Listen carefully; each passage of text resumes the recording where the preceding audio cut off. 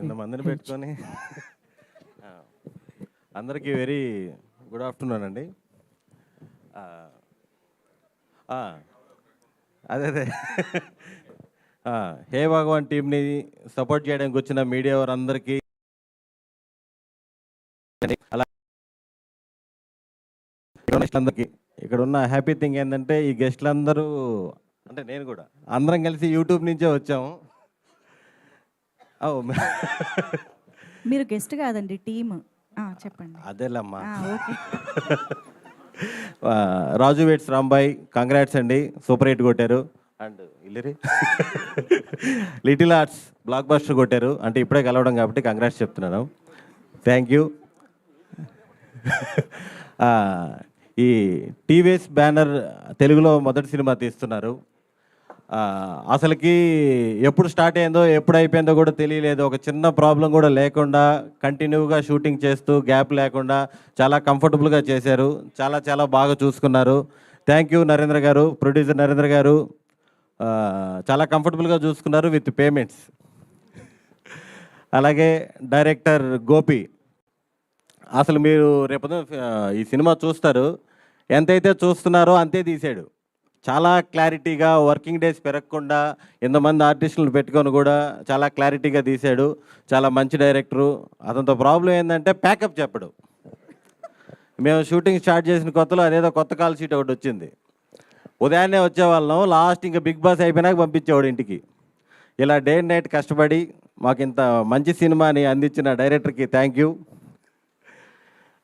Next మా heroine Shivani గారు. నేను శివాని సుహాస్ ఉన్న సీన్లు చాలా హిలేరియస్గా వచ్చాయి. మీరు అందరూ అవి చూసి 200% ఎంజాయ్ చేస్తారు. శివాని గారిని షూటింగ్లో అడిగాం, ఇంత కాన్ఫిడెంట్గా ఎలా ఉంటున్నారని. నాకు మ్యూజిక్ కూడా వచ్చు అని చెప్పింది. మా సంగీతం టీచరు ఇప్పుడు మీ ముందు ఒక పాట కూడా పాడే ఛాన్స్ ఉంది. నెక్స్ట్ వంశీ నందిపాటి గారు, బన్నీవాస్ గారు. సార్ మీరు ఎప్పుడైతే ప్రాజెక్ట్లోకి ఎంటర్ అయ్యారో అందరూ రిలాక్స్ అయిపోయారండి. సుహాస్ అయితే మరీను, కాజాగూడలో 2 లక్షలు అంటగా గజం, అంత రిలాక్స్ అయిపోయాడు. Thank you sir. సుహాస్కి, మా టీంకి, అందరికీ ఇంత కాన్ఫిడెన్స్ ఇచ్చినందుకు.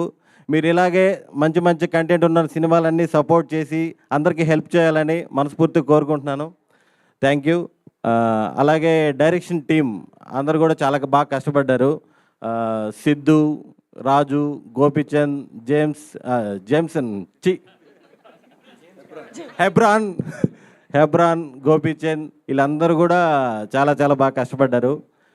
నెక్స్ట్ ఇంకా మా హీరో డిఓపి మహి గారు కూడా చాలా బాగా చూపించారు మమ్మల్ని అందరినీ.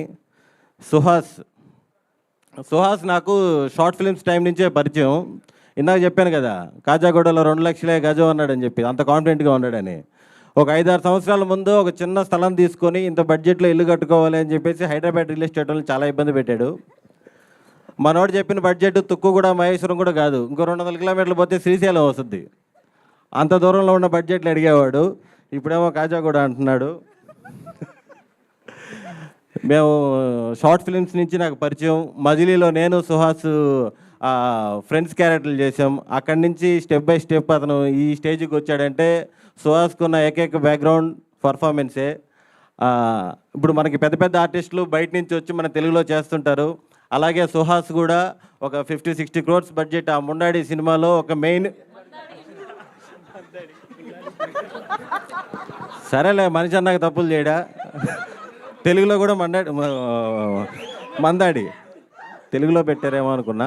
ఓకే, మందాడి టీం, మందాడి టీంలో కూడా ఫ్లో బ్రేక్ చేస్తాడు, మెయిన్ విల్లన్గా చేస్తున్నాడు. చాలా హ్యాపీ సుహాస్ విషయంలో.